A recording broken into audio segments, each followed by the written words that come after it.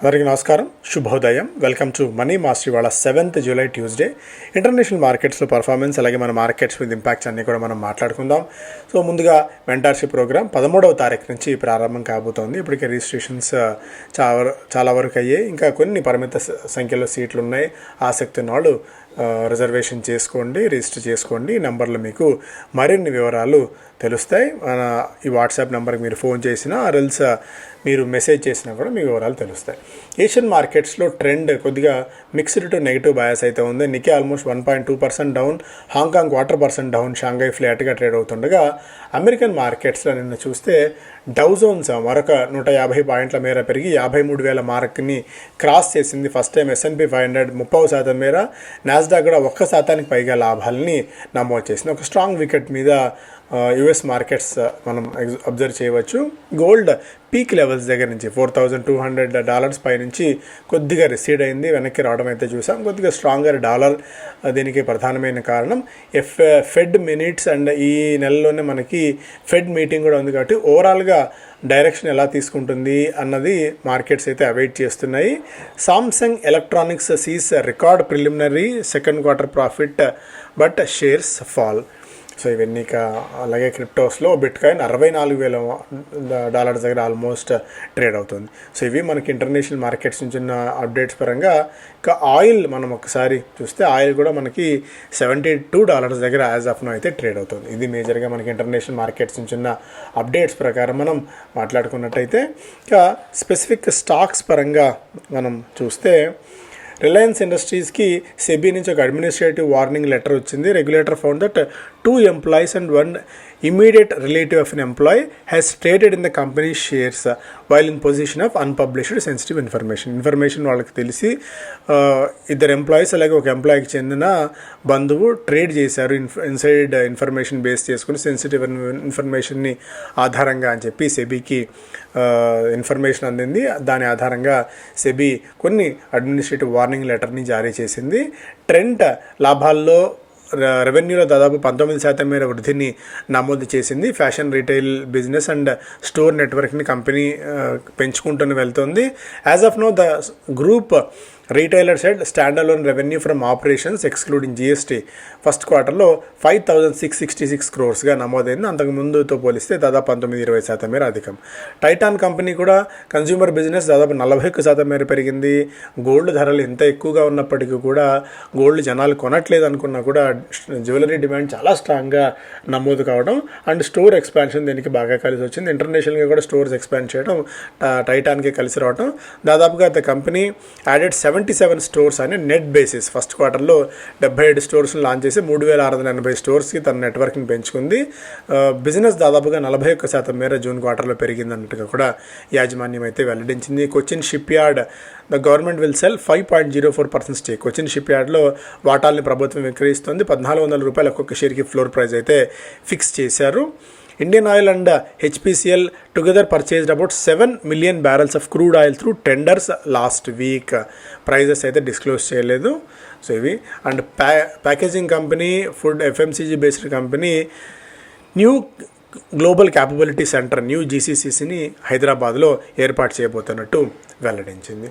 అలాగే Economic times first వేలో deposits win for private banks, loans trophy for PSB. నిన్న కూడా మనం మాట్లాడుకున్నాం. ప్రైవేట్ బ్యాంక్స్ డిపాజిట్ల సమీకరణలో ముందంజలో ఉన్నాయి.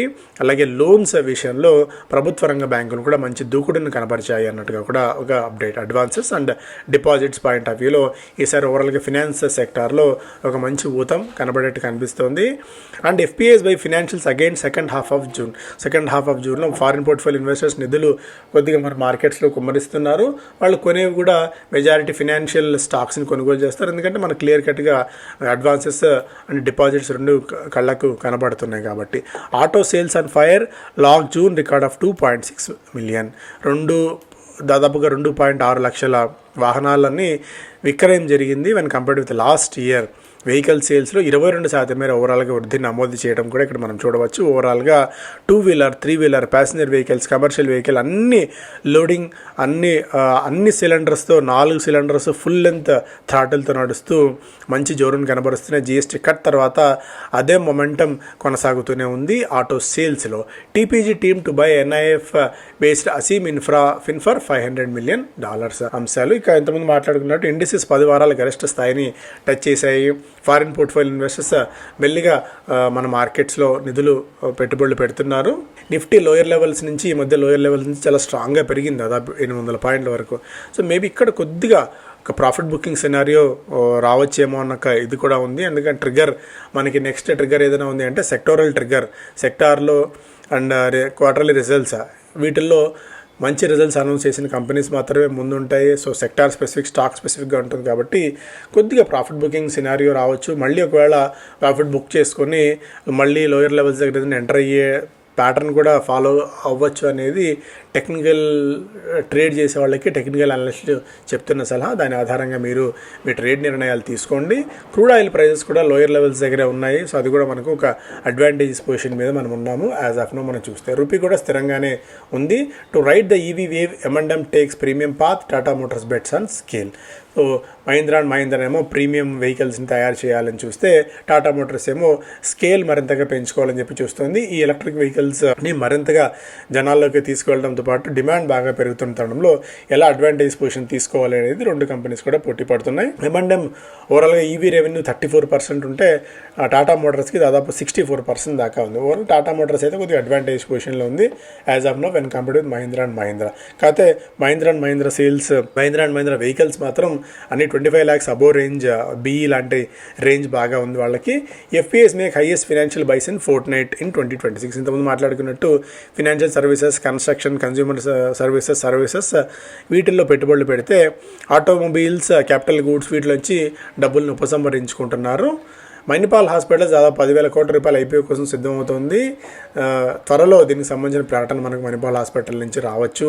కుక్ టాప్స్, ఇంకా ఈ గ్యాస్ రిలేటెడ్ ఇష్యూస్ పోయినా కూడా, LPG సప్లై నుంచి తగ్గిపోయినా కూడా కుక్ టాప్స్కి హై డిమాండ్ ఇంకా కొనసాగుతుంది అన్న వార్త కూడా మనం చూస్తున్నాము. కుసుమ్ నగర్ IPOకి వస్తున్న కుసుమ్ నగర్ ఒక డిఫరెంట్, ఒక నిష్ సెగ్మెంట్లో ఉంది. పారాషూట్స్కి పైన క్లాత్ తయారు చేయడంతో పాటు ఇండస్ట్రియల్ అవసరాలకి, అలాగే డిఫెన్స్ అవసరాలకి స్పెషలైజ్డ్ ఫ్యాబ్రిక్ సొల్యూషన్స్ని తయారు చేసే కంపెనీ ఇది. ఏరోస్పేస్కి, డిఫెన్స్కి, industrial, automotive and outdoor lifestyle అప్లికేషన్స్కి ఫ్యాబ్రిక్ని, స్పెషలైజ్డ్ ఫ్యాబ్రిక్స్ని తయారు చేసే కంపెనీ ఇది. ఈ IPO ద్వారా దాదాపు 650 కోట్ల రూపాయల వరకు కంపెనీ సమీకరించాలని చెప్పి చూస్తుంది. మార్జిన్స్, మంచి మార్జిన్స్ ఉంటాయి కొద్దిగా, ఎందుకంటే ఇది నిష్ సెగ్మెంట్ కాబట్టి అందరికీ అంత ఈజీగా ఇందులో ఎంటర్ అయ్యేది కూడా లేదు కాబట్టి. కాకపోతే ఈ సెగ్మెంట్లో ఇప్పటికే గర్వారే లాంటి కంపెనీస్ అయితే ఉన్నాయి.